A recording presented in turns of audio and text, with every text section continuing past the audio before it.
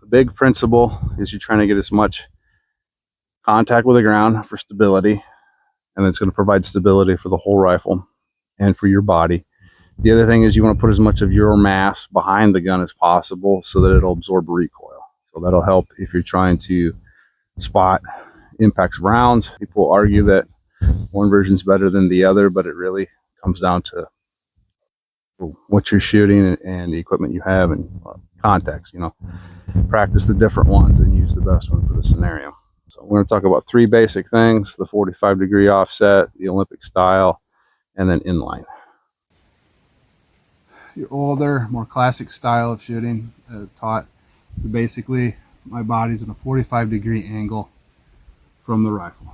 I don't have as much mass behind it, so it's going to have a little bit more recoil.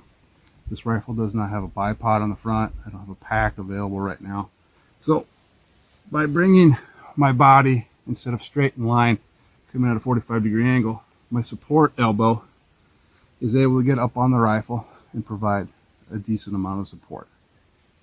So it's a pretty good, fast, it's still a relevant shooting position. Just know that it's most relevant when you're using no bipod, no bag to shoot off of, no front end support. My feet are flat on the ground and providing as much stability as possible.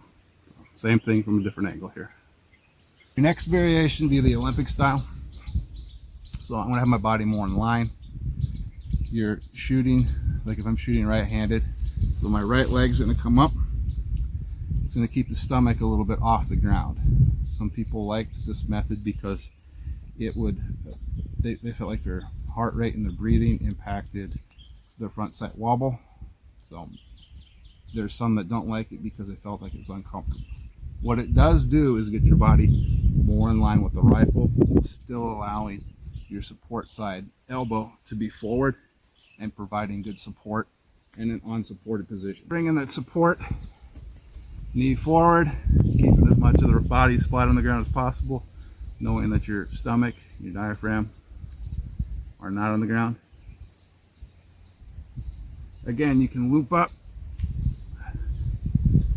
and that will provide more support in your shooting. Let's say I had a bipod, or I'm going to use my aid bag here.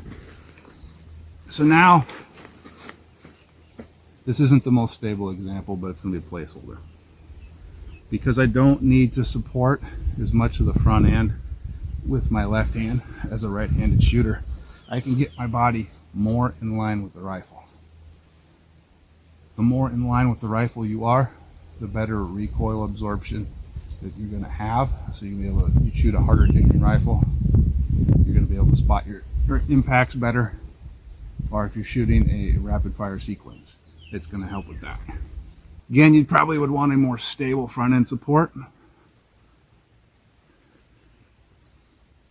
And keeping as much of my body in line with the gun as possible. So there you go, three different styles. 45-degree angle or 45-degree offset. Really great if you're shooting unsupported, no bipod, no bag, anything like that. You're able to get that front elbow support out in the front. The Olympic style will be more in line. Some people don't like it because it's not comfortable for them, but you're bringing your body more in line and it's going to help with your recoil absorption. Third style, straight in line with the rifle, front end support, the most stability, the most support. So really good for if you've got the equipment available to do that. Thanks for watching. Bye.